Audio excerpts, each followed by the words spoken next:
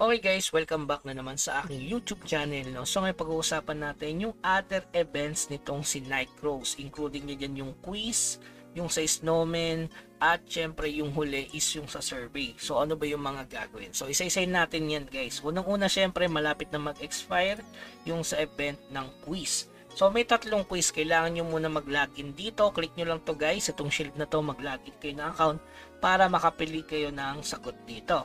So, syempre sa unang quiz 1, ang sagot is letter C. Sa quiz 2, letter B. Sa quiz 3 is letter A, guys. Ayan naman talaga. Okay? So, letter A ang sagot. So, ito lang naman talaga yung naiiba.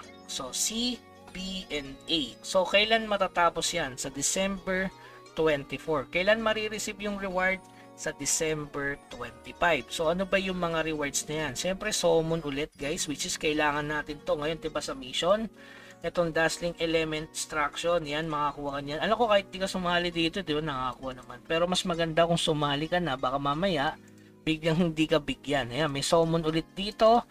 So kung ikaw ay mapipili, yung doon sa 10 draw, yan, random draw reward sa 10 crew per quiz. Ayan, makakuha ko ulit ng another summon na naman, element extraction, at syempre yung METI aircraft component bound. So 11, 12, and 13. So ang distribution ng reward is December 25. Baka may mag-asolit dyan na December 25 asahan natin yung reward.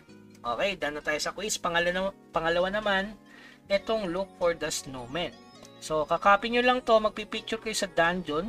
Since hindi ko mapapakita guys kasi wala na tayong time sa dito sa Midwinter Festival. So papasok ka dyan, magpipicture ka nito. Pagkatapos mag-picture, ipopost mo yan sa Discord. Yung regarding sa Discord ng Nightcrow, ilalagay ko yung link sa baba, at saka yung mga link nito ilalagay ko na lang para mas madali sa inyo. Okay, so ito pwede ka na mag-copy dito. Yan, copy mo lang yan, i-paste mo, tapos kasama yung picture na ikaw mismo.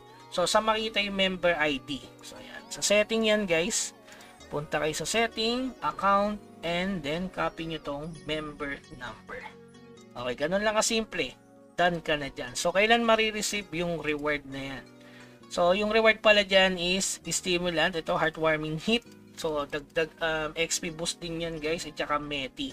Yung kanilang reward dyan. Mali nyo madagdagan, di ba? Matuwa si Nightcrow kasi Pasko naman eh. So, marireceive nyo siya sa December 30 pa guys. Okay, yung reward distribution is 30, yung submission ganun din.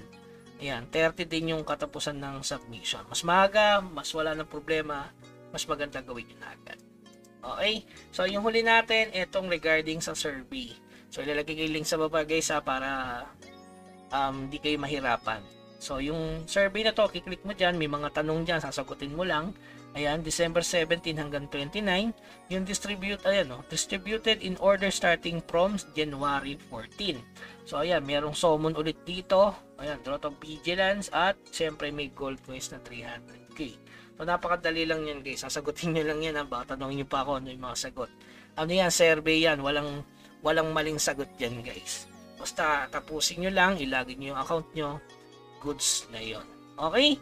So ayan yung mga extra events nila na pwede mong salihan, or nasa sayo kung sasali ka or hindi. Para sa akin, maganda rin sumali sa mga ganyan, lalo na F2P ka, dyan makakuha ng mga libreng summon. Okay, so yun lamang guys, keep grinding, huwag naman kalimutan mag-subscribe sa ating channel. Hanggang sa muli, paalam.